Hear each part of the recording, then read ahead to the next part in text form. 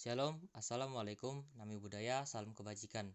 Nah, pada video kali ini kami dari kelas STPKA dengan kelompok beranggotakan Amsalino Suranto Malau, Hermanto Sihaan, dan Fani Febri Nasari akan menjelaskan tentang pengawetan makanan.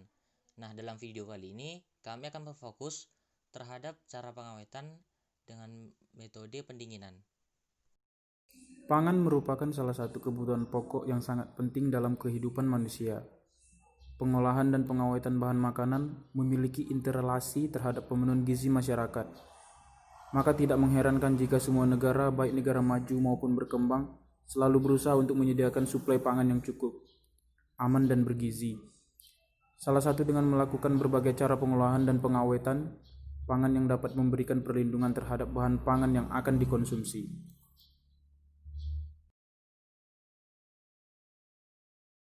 Seiring dengan kemajuan teknologi, manusia terus melakukan perubahan-perubahan dalam hal pengolahan bahan makanan. Hal ini wajar sebab dengan semakin berkembangnya teknologi kehidupan manusia, semakin hari semakin sibuk sehingga tidak mempunyai banyak waktu untuk melakukan pengolahan bahan makanan yang hanya mengandalkan bahan mentah yang kemudian diolah di dapur. Dalam keadaan demikian, makanan cepat saji atau instan yang telah diolah di pabrik atau telah diawetkan banyak manfaatnya bagi masyarakat itu sendiri. Permasalahan atau pertanyaan yang timbul kemudian adalah apakah proses pengawetan bahan pengawet yang ditambahkan atau produk pangan yang dihasilkan aman dikonsumsi oleh manusia. Kasus yang paling menyeruak di kalangan masyarakat baru-baru ini ialah penggunaan formalin dan boraks di beberapa produk makanan pokok masyarakat dengan berbagai dalih untuk menambahkan rasa dan keawetan makanan tanpa memperdulikan efek bahan yang digunakan terhadap kesehatan masyarakat. Hal inilah yang mendorong diperlakukannya berbagai regulasi ataupun peraturan dari instansi terkait agar dapat melindungi konsumen dari berbagai masalah keamanan pangan dan industri pangan di Indonesia. Selain Badan Pengawasan Obat dan Makanan atau BPOM yang bernaung di bawah Departemen Kesehatan, pengawasan dan penilaian juga dilakukan oleh Departemen Pertanian, Departemen Perdagangan, dan Departemen Perindustrian Rekonstruksi Budaya. Selain itu diperlukan juga adanya rekonstruksi budaya guna merubah kebiasaan dan memberikan pemahaman kepada masyarakat akan pentingnya gizi bagi keberlangsungan kehidupan.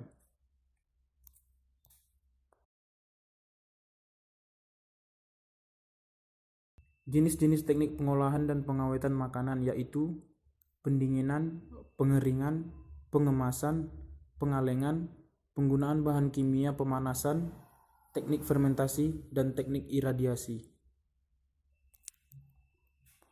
Jadi kali ini kita akan membahas tentang metode pendinginan. Pendinginan adalah penyimpanan bahan pangan di atas suhu pembukuan bahan, yaitu -2 sampai dengan +10 derajat Celcius. Cara pengawetan dengan suhu rendah lainnya yaitu pembekuan. Pembekuan adalah penyimpanan bahan pangan dalam keadaan beku, yaitu pada suhu 12 sampai dengan -24 derajat Celcius. Pembekuan cepat atau quick freezing ini dilakukan pada suhu -24 sampai dengan 40 derajat Celcius. Pendinginan biasanya dapat mengawetkan bahan pangan selama beberapa hari atau minggu, tergantung pada macam bahan pangannya. Sedangkan pembekuan dapat mengawetkan bahan pangan dalam beberapa bulan atau kadang beberapa tahun.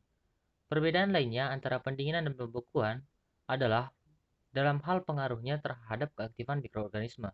Di dalam bahan pangan, penggunaan suhu rendah dalam pengawetan pangan tidak dapat membunuh bakteri. Sehingga jika dalam bahan pangan, misalnya dikeluarkan dari penyimpanan dan dibiarkan mencair kembali atau thawing, pertumbuhan bakteri membusuk kemudian berjalan cepat kembali.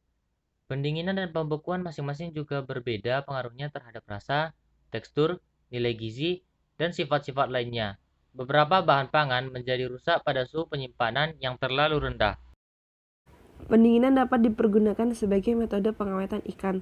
Ikan dapat diawetkan selama 12-13 hari jika didinginkan dengan cara dan kondisi yang baik. Tetapi pada umumnya sekitar 17-12 hari. Dengan pendinginan, bakteri tidak dapat dibunuh. Mereka masih hidup, tetapi sebagian tidak dapat bekerja aktif. Simpan ikan dalam wadah yang tertutup agar bau ikan tidak menyebar kemana-mana saat disimpan ke dalam lemari es. Wadah tertutup yang dimaksud bisa berupa kotak makanan atau wadah lain yang cukup kokoh. Yang menjadi dasar dari pengawetan dengan menggunakan suhu rendah adalah bahwa pada suhu tersebut mikroorganisme tidak dapat tumbuh atau tidak dapat berkembang, bakteri statik, dan reaksi enzimatis serta reaksi kimiawi yang menyebabkan kerusakan atau pembusukan dapat dihambat.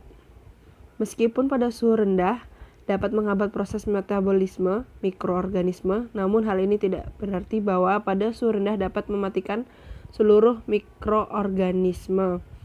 Jadi, tujuan dari pengawetan dengan suhu rendah adalah dapat memperpanjang daya awet dengan memperhatikan faktor-faktor suhu yang digunakan, kualitas bahan baku, perlakuan pendahuluan dari cara dan metode penggunaan suhu rendah yang diterapkan. Baiklah, sekian yang kami dapat jelaskan mengenai metode pendinginan dari pengawetan. Kurang lebihnya kami mohon maaf. Jika ada jarum yang patah, jangan disimpan dalam laci.